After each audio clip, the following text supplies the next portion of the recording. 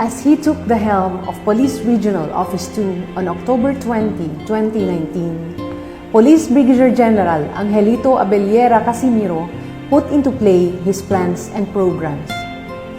He sets the standard in everything in his simple yet very effective ways.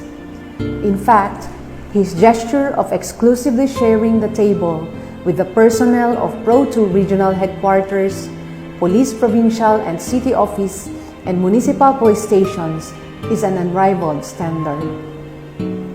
As the top cop in the region and in the deeper sense, a father to the Valley Cops, he created an avenue of knowing the strengths, weaknesses, and issues and concerns of his children while encouraging them to serve with utmost courtesy for everyone and to always display proper decorum and respect whatever the circumstance is.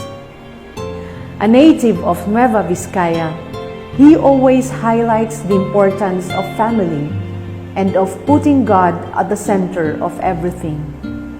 Indeed, he walks his talk, and every Valley Cop and person he mingles with can attest to it. One of his greatest weapons is his futuristic vision and his remarkable ability to turn his ideas into real-world success stories.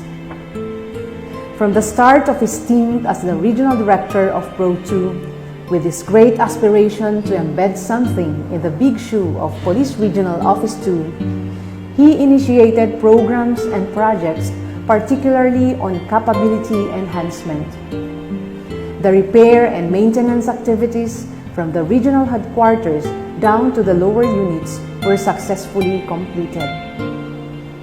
To name a few, the construction of the helipad, construction of the Maringal Pavilion, repair and rehabilitation of the Baker Piston Building, now the Maringal Center for Excellence, construction of the Our Lady of Piat Sanctuary, construction of the Maringal Park, rehabilitation of the RSTU-2 Grotto, construction of the Security and Drivers Quarters,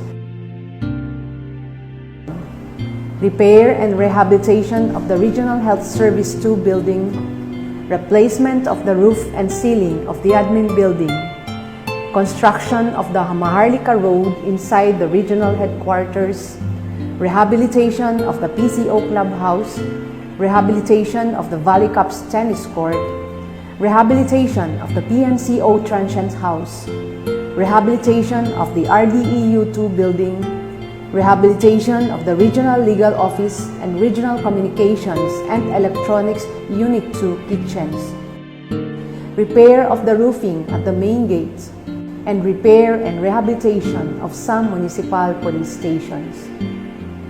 He also initiated the complete furnishing of the Valley Cops Wellness Center. On real estate, Pro 2 was able to acquire a number of lots, all titled in the name of the PNP. Added to this were the gains of Pro 2 on firepower and mobility assets.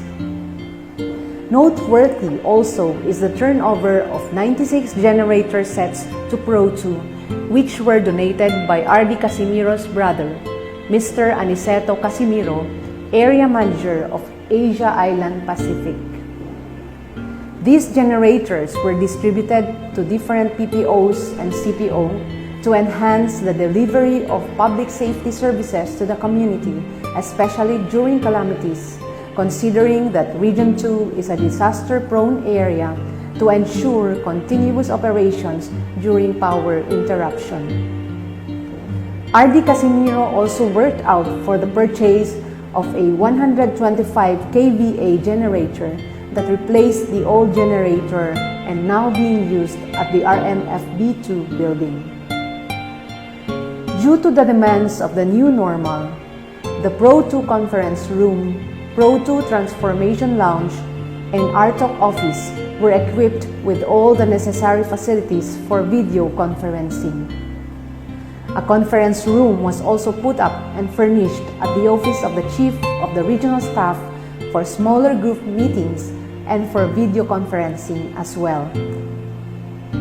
RD Casimiro also initiated free medical and dental checkups, distribution of free medicines, vitamins, grocery items, slippers, food packs, and hygiene kits, benefiting the less fortunate and marginalized sectors of the society. Isang ama na ang tanging ninais ay ang masiguro na nasa mabuting kalagayan ang kanyang mga anak. Sa gitna ng ating laban sa COVID-19, ang pag-aaruga at pagprotekta niya sa Valicaps ay hindi matutumbasan. Bilang patunay, tila wala siyang kapaguran na bumisita sa mga istasyon at quarantine control points upang makita mismo ang kalagayan ng mga Valicaps, mamigay ng mga personal protective equipment at iba pang kailangan nila. Dagdag pa dito ang paglaan ng mga quarantine facilities para sa mga maaaring maapektuhan ng COVID-19 na lalo pang nagpatatag sa kalooban ng Valicaps na gampanan ng tama ang kanilang mga tungkulin. Under RD Casimiro's command, Pro2 remains to be a consistent, top-notch police regional office in the last 3 unit and individual performance evaluation of PROs. RD Casimiro once said, "I shall not pass this way again.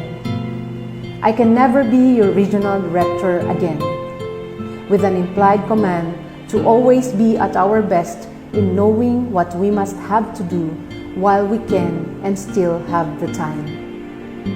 Indeed, he knew and did what was best for Pro2 and for the Valicaps. Agyaman kami unay, iti amin nga impaay ken inararamid mo para iti pamilya ti Pro2 ken Region 2, sir. Our snappiest salutes, and you are loved, Police Major General Angelito Casimiro.